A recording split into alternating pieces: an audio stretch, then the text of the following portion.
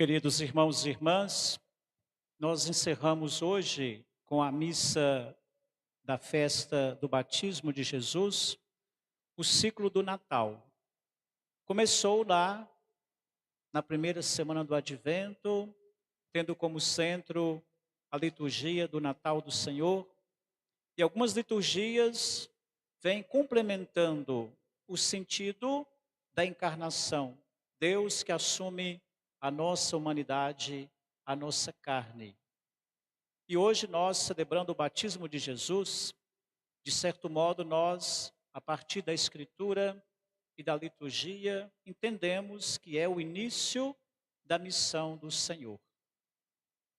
Hoje, a dona Beth e o Fernando, que estão ali, por favor, fiquem de pé. Eles nos deram um presente para a diocese, para a igreja, para a nossa paróquia. É o pai e a mãe do nosso seminarista Mateus. Muito obrigado pelo presente, viu? Pode ficar sentados. O Mateus, para mim, tem uma pequena lembrança do padre Carlinhos. Não tem, gente? Olha para o rostinho dele lá. Quem conheceu o padre Carlinhos, não parece um pouquinho, gente? Pouquinho, né? Não muito. Mas eu tenho essa pequena lembrança. E hoje, no dia do batismo, nós recebemos o Mateus para nos ajudar aqui na paróquia e nós podemos ajudá-lo em breve ser um sacerdote da igreja. E se o Mateus hoje está aqui apresentando-se, se o padre Rafael está aqui conosco, padre Júlio, eu estou aqui, é porque na missão batismal dos nossos pais, a vivência da fé foi algo fundamental. Mesmo diante das nossas limitações humanas e dificuldades, Deus nos dá a graça, o dom de viver uma fé participativa, uma fé ativa, uma fé consciente. Então, cada família, cada batizado, cada batizada, vivendo intensamente esse batismo, vai produzir muitos frutos. Vocações para a igreja, ministérios, pastorais, movimentos. Isso tudo é fruto da prática do nosso batismo. Não há um grau de importância se é padre, se é religioso, se é leigo, se é leiga. O importante é que a partir do batismo nós produzamos esses frutos que agradam a Deus, o que nós podemos fazer. Então, primeiramente hoje é uma palavra de gratidão a Deus que nos confiou pelo batismo a graça. A graça é dom de Deus, mas a prática, a fé, é tarefa nossa. A graça, com a tarefa, o compromisso, faz com que frutos possam ser produzidos. E não esqueçamos que o maior fruto que nós produzimos a partir da vida do batismo é o fruto do amor, da amorosidade, da compaixão. O profeta Isaías traz para o povo de Deus um tempo de esperança. Só que este servo de Deus não vem por conta própria. É o próprio Deus que o elege. É o próprio Deus que o escolhe. A palavra eleição não é o mesmo que escolha. Eu posso escolher este arranjo de flores para colocar aqui na frente. Eu posso escolher este microfone. Na escolha, o escolhido quase não tem liberdade. Na eleição, há dois movimentos. Quem escolhe e quem é escolhido tomam consciência desta missão. Então, o profeta, ele é eleito por Deus. Ele aceita o desafio.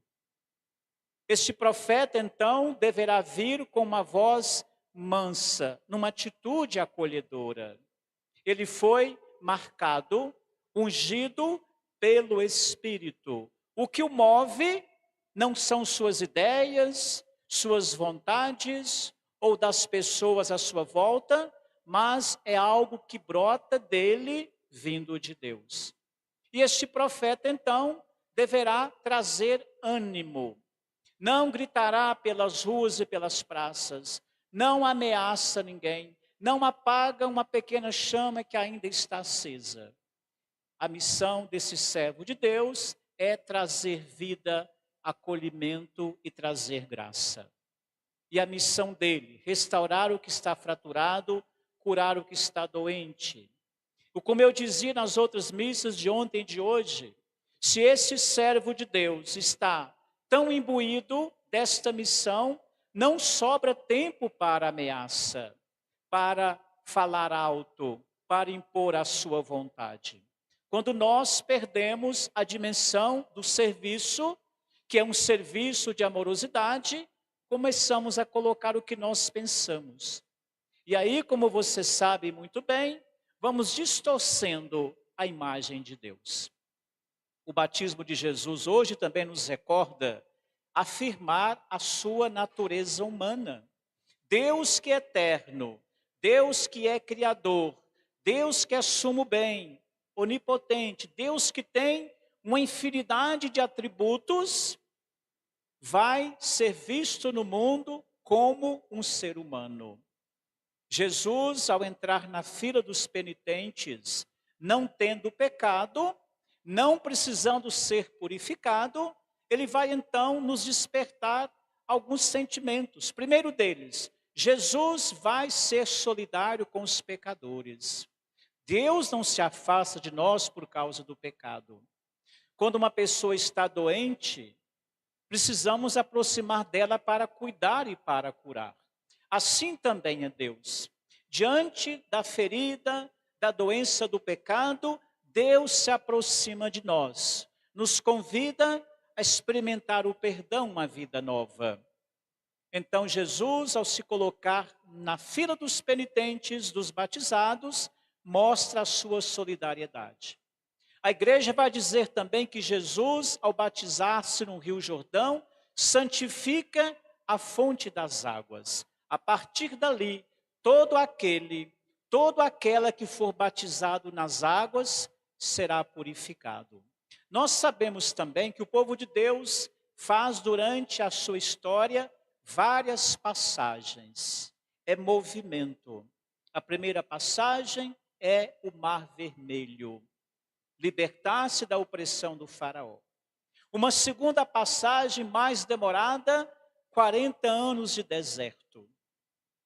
Não tinha comida em abundância, não tinha água, não tinha segurança. Por quê? Para que o povo não permanecesse no deserto, fizesse caminho. Uma terceira passagem, a definitiva, do Rio Jordão. O Rio Jordão, portanto, marca uma etapa nova na história do povo de Deus. Jesus também resgata essa história. O Rio Jordão hoje, para Jesus, um batismo, inaugura uma nova etapa da sua vida. 30 anos Jesus passou uma vida oculta, aos olhos da Escritura, mas se inteirando da sua cultura, da sua realidade. Como um bom judeu, estudava a Escritura. Provavelmente todos os anos ia a Jerusalém pela festa da Páscoa. Jesus percebeu como que o seu povo era oprimido. Os agricultores perdiam suas terras, era um povo sofrido. O Império Romano oprimia as províncias. Jesus também via como o povo trabalhava, lançando a semente na terra. A dona de casa preparando o pão com fermento. Jesus via como os pássaros se alimentavam sem trabalhar. Deus providenciava o pão. Jesus vai vendo naquela realidade quem deveria ser os seus seguidores. Então Jesus passou conhecendo a sua realidade. E agora, de modo público, começa a sua missão. Num gesto de humildade. Vai até João Batista. João Batista fica escandalizado, fica incomodado. Como pode o meu mestre, aquele que é o Messias, procurar-me para o batismo? O batismo não era de João Batista. O batismo era um processo divino para que o povo, experimentando esse batismo, entendesse uma nova realidade. Jesus, então, ao passar pelo batismo, manifesta-se a voz do Pai. Este é o meu filho amado, escutai-o. O salmo que nós ouvimos há pouco, que nós cantamos, fala da voz de Deus. No Antigo Testamento, Deus era percebido por sinais que às vezes causavam medo.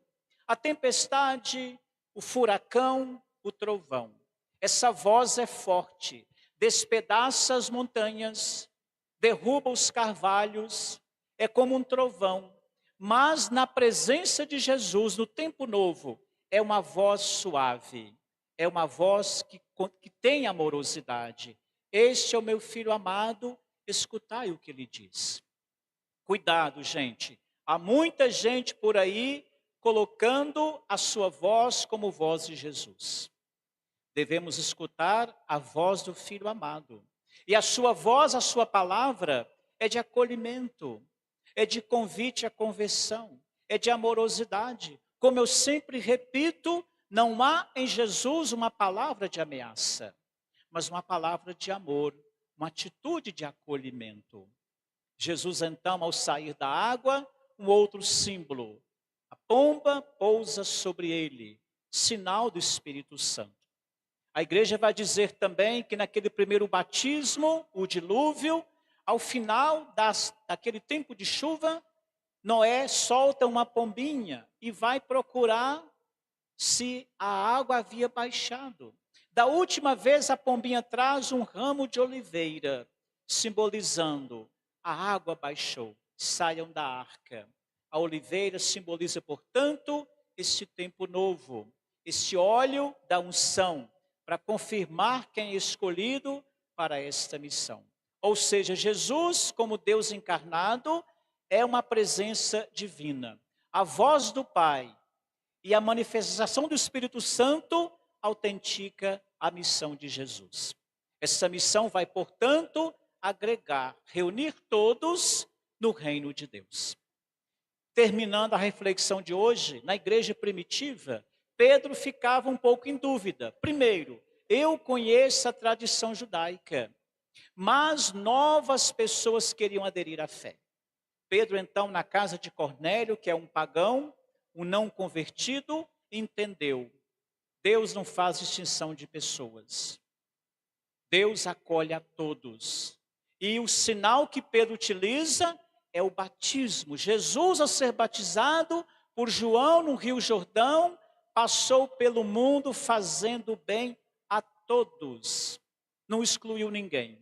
E se tem alguém que ele fazia o bem, era aqueles que ninguém amava, que ninguém queria, que ninguém gostava. Os sofredores e pecadores.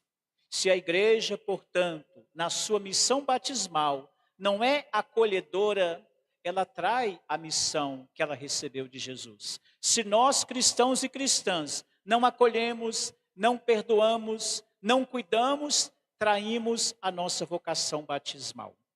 Portanto, irmãos e irmãs, o batismo de Jesus é compromisso com o reino de Deus. Mesmo sendo Deus, acolhe com respeito a missão na obediência. Assim também deverá ser com cada cristão e com cada cristã.